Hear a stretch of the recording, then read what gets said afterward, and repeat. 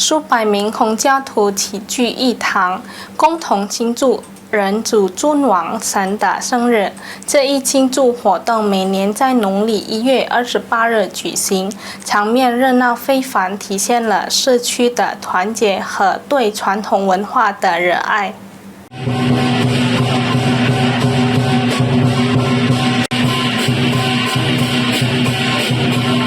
数百名孔教徒聚集在清场宫庆祝人主尊王神的生日，活动定于2025年2月25日举行。此次庆祝活动进行得庄重而热烈，包含多种宗教仪式和献祭，以表达对人主尊王神的敬意。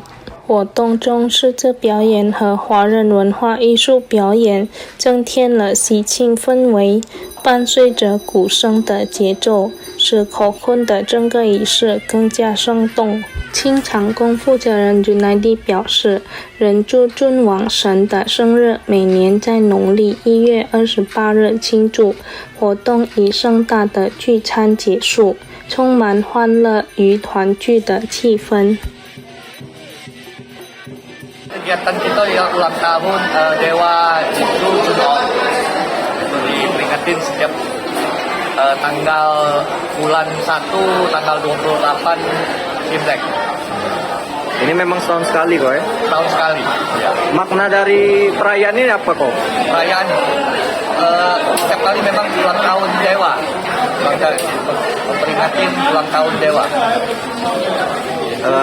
Ya.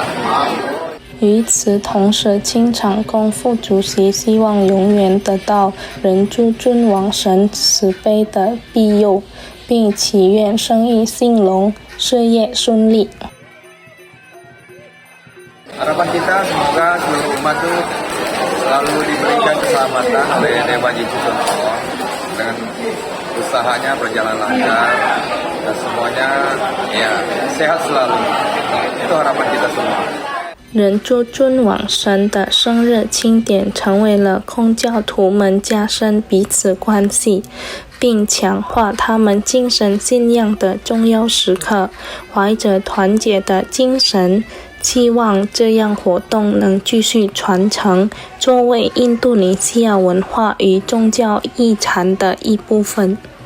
Lutfi Pal TV